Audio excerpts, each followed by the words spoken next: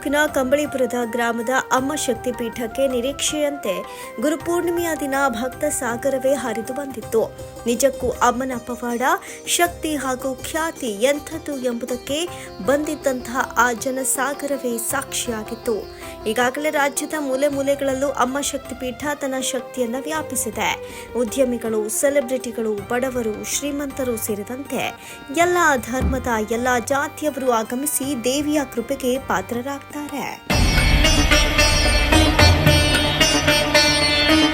ನಂಬಿಕೆ ಹಾಗೂ ಭಕ್ತಿಯಿಂದ ಬರುವ ಬಹುತೇಕ ಭಕ್ತರು ಈಗಾಗಲೇ ತಮ್ಮ ದೀರ್ಘಕಾಲದ ಸಮಸ್ಯೆಗೆ ಪರಿಹಾರ ಪಡೆದಿದ್ದಾರೆ. ಹಾಗೆ ಬಂದ ಮೈಸೂರಿನ ಹಿನಕಲ್ ನಿವಾಸಿ ಮಹಿಳಾ ಭಕ್ತೆಯೊಬ್ಬರು, ನನಗೆ ಬಹಳ ಆರೋಗ್ಯ ಸಮಸ್ಯೆ ಇತ್ತು. ಇಲ್ಲಿಗೆ ಬಂದ ನಂತರ ನಿಧಾನವಾಗಿ ಸಮಸ್ಯೆ ಕಡಿಮೆ ಆಗ್ತಾ ಇದೆ.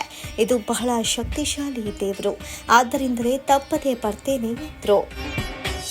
ಅನ್ಕೊಂಡಿದ್ದೆ, ಆಗಿದೆ ಎಲ್ಲ. ನಾನು ನಂಬೇಕಷ್ಟೆ, ನಂಬಿದ್ರೆ ಎಲ್ಲ ಆಗುತ್ತೆ, ಒಳ್ಳೇದಾಗುತ್ತೆ. ಬರಬೇಕು, ನಂಬಬೇಕು, ಶಕ್ತಿ ಇದೆ ಇಲ್ಲಿ. Thank you. ಒಂಥರ ಒಳ್ಳೆ ವಾತಾವರಣ, ಚೆನ್ನಾಗಿದೆ, ದೈವಿಕ ಇದೆ ಅಲ್ವಾ. ಇಲ್ಲ, ನಮ್ದೇನೋ ಸ್ವಲ್ಪ ಪ್ರಾಬ್ಲಮ್ ಇತ್ತು, ಸ್ವಲ್ಪ ಕ್ಲಿಯರ್ ಆಯ್ತು. ನಂಬೇಕಷ್ಟೇ ದೇವ್ರನ್ನ. ಇನ್ನು ಮತ್ತೋರ್ವ ಭಕ್ತೆ ಮಾತನಾಡಿ, ನಮ್ದು ಸೈಟ್ ಸಮಸ್ಯೆ ಇತ್ತು, ಇಲ್ಲಿಗೆ ಬಂದು ಹೋದ ನಂತರ ಸೈಟ್ ನಮ್ಮದಾಗಿದೆ ಎಂದರು. ಯಾವಾಗೂ ಒಂದು ಬಂದಿರ್ಲಿಲ್ಲ, ಒಂದ್ಸತಿ ಅನ್ಕೊಂಡಿದ್ರಿ ಸೈಟ್ ತಗೋಬೇಕಿತ್ತು. ತುಂಬಾ ಕಡೆ ನೋಡ್ತಿದ್ವಿ, ನಿಮ್ಗೆ ಇಲ್ಲಿ ಆಗಿ ಬಂದಿರ್ಲಿಲ್ಲ. ಹಾಗೆ ದೇವಿ ಹತ್ರ ಹರಕೆ ಹೊತ್ಕೊಂಡಿದ್ವಿ, ಆಗಿದೆ. ಅದಕ್ಕೆ ಇವತ್ತು ಬಂದು ಪೂಜೆ ಮಾಡಿಸ್ಕೊಂಡು ಹೋಗೋಣ ಅಂತ ಬಂದಿದ್ದೀವಿ. ಇಲ್ಲಿ ಚಿಕ್ಕಬಳ್ಳಾಪುರದಿಂದ ಬಂದಿದ್ದೀವಿ. ಇಲ್ಲಿ ಮೊದಲನೇ ವಾರನೇ ಒಳ್ಳೇದಾಗಿದೆ. ಬೇರೆಯವ್ರಿಗೆ ದೇವ್ರನ್ನ ನಂಬಬೇಕು, ಬರಬೇಕು ಅಷ್ಟೇ. ಇದೆ, ನಮ್ಗೆ ಆಗಿದೆ. ಅನ್ಕೊಂಡಿದ್ವಿ, ಇಲ್ಲಿ ಬರೋದಕ್ಕಿಂತ ಮುಂಚೆನೆ ಮನೇಲೆ ಅನ್ಕೊಂಡಿದೀವಿ, ಅದಾಗಿದೆ. ಸೊ ಅದ್ರಿಂದ ಇವತ್ತು ಬಂದು ಪೂಜೆ ಮಾಡ್ಕೊಂಡು ಹೋಗ್ತಾ ಇದ್ದೀವಿ. ಮತ್ತೊಬ್ಬರು ಮಾತನಾಡ್ತಾ, ನನ್ನ ಆರೋಗ್ಯದಲ್ಲಿ ಕೆಲವು ಸಮಸ್ಯೆಗಳಿದ್ದು, ಆದರೀಗ ಅವೆಲ್ಲವೂ ನಿವಾರಣೆಯಾಗಿದೆ.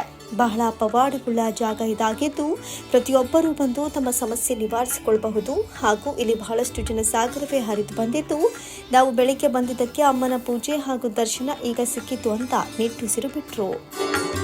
కొంచెం ఆరోగ్యం కొంచెం మేలు, కొంచెం ఉద్యోగ రీత్యా కూడా కొంచెం బాగా ఉంది. నాకు సక్సెస్ అవుతుంది. ಈಗ ಇಂಟರ್ವ್ಯೂ ಕೂಡ అయిపోతుంది. ನಂತರ ಮಾತನಾಡಿದ ಅಮ್ಮ ಶಕ್ತಿಪೀಠದ ಧರ್ಮದರ್ಶಿ ರಾಮಯ್ಯನವರು, ಗುರುಪೂರ್ಣಿಮೆಗಾಗಿ ಭಕ್ತ ಸಾಗರವೇ ಹರಿದು ಬಂದಿದೆ. ಪೂಜೆ, ಅನ್ನದಾನ ಎಲ್ಲವೂ ಸುಗಮವಾಗಿ ಆಗಿದೆ. ಇಲ್ಲಿಗೆ ಬರುವ ಭಕ್ತರು ನಂಬಿಕೆ, ಶ್ರದ್ಧೆ ಹಾಗೂ ಭಕ್ತಿಯಿಂದ ಸತತ 9 ವಾರಗಳ ಕಾಲ ಬಂದು ಸೇವೆ ಮಾಡಬೇಕು. ಜೊತೆಗೆ ಹರಕೆ ಕಟ್ಟಬೇಕು. ಆಗ ಮಾತ್ರ ತಾಯಿ 100ಕ್ಕೆ 100ರಷ್ಟು ಆಶೀರ್ವಾದ ಮಾಡ್ತಾಳೆ. ಮನುಷ್ಯನಿಗೆ ಬರುವ ಪ್ರತಿಯೊಂದು ಸಮಸ್ಯೆಗೂ ತಾಯಿ ಪರಿಹಾರ ನೀಡ್ತಾಳೆ.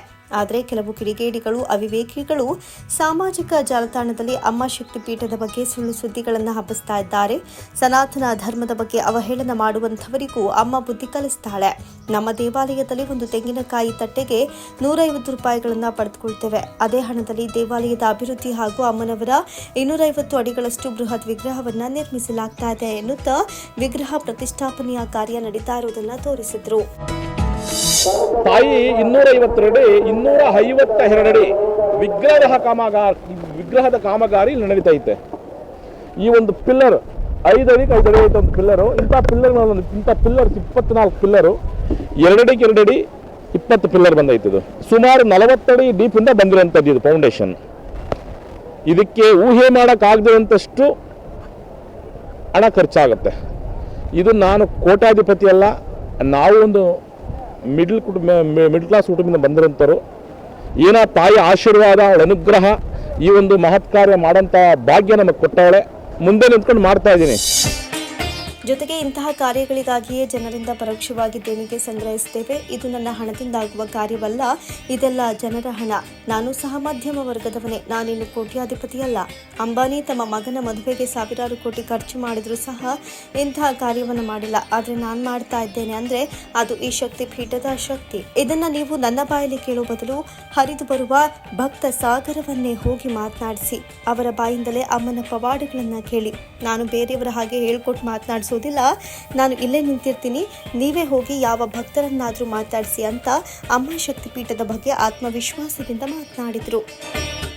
ಆ ಜಗನ್ಮಾತನ ನಂಬಬೇಕು, ನಂಬಿಕೆಯಿಂದ ಯಾರು ಮಾಡ್ತಾರೋ ಅವರ ಸಮಸ್ಯೆ 100ಕ್ಕೆ 1,00,000 ಪರಿಹಾರ ಸಿಗುತ್ತೆ.